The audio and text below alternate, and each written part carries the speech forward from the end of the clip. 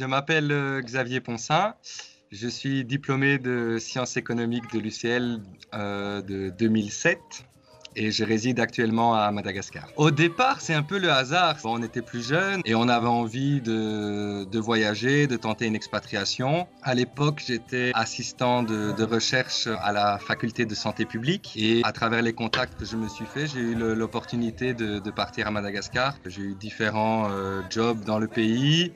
Et avec mon épouse, on s'est bien plu et chaque année, en fait, on a décidé de rester une année supplémentaire. Et le temps passant, la famille s'agrandissant, on est maintenant ici avec nos 3 enfants et après, voilà, ça fait déjà un peu plus de 10 ans qu'on est là. Louvain-la-Neuve, c'était les belles années.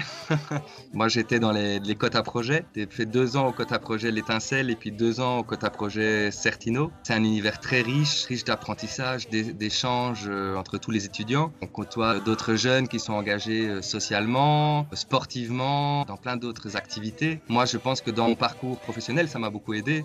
Devenir responsable dans une ONG humanitaire, c'est aussi savoir gérer plusieurs choses de front, des choses qu'on n'avait pas prévues, des choses pour lesquelles on n'était pas toujours forcément préparé. Et c'est un peu cette polyvalence, je pense, qui est importante aussi. Ça, c'est quelque chose qui est très présent dans les quotas projets. Peu importe le code dans lequel on est, on voit que c'est des jeunes investis, engagés.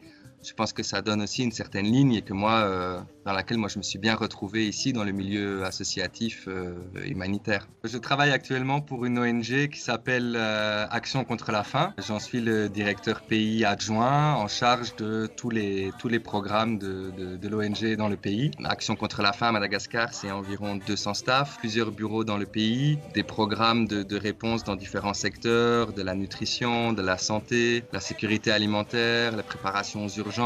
Donc c'est d'abord les réunions d'équipe, des réunions à distance avec les bases qu'on a sur le terrain. C'est également des réunions aussi avec les ministères, de coordination avec les autres ONG, les différents partenaires.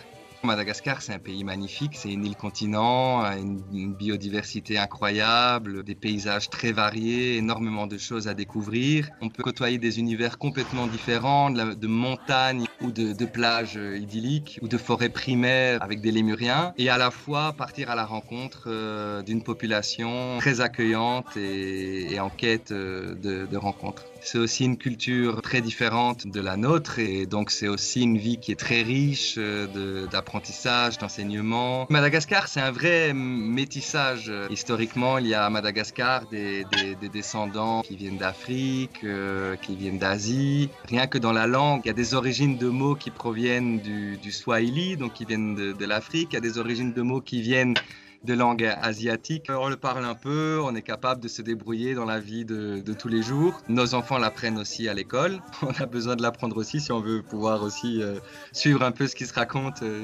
pas qu'ils parlent derrière notre dos. Donc voilà, on a un niveau moyen qui nous permet de nous débrouiller. Ce qui est super, c'est de voir que dès qu'on fait un petit peu l'effort et dès qu'on s'exprime en malgache, c'est que les gens nous le rendent, ils sont contents, ils apprécient l'effort qu'on fait d'apprendre la langue et ça ouvre des portes pour la rencontre et la découverte du pays. Tungasu amnareo daul amni etum Madagascar, ça veut dire bienvenue à tous, à vous tous à Madagascar.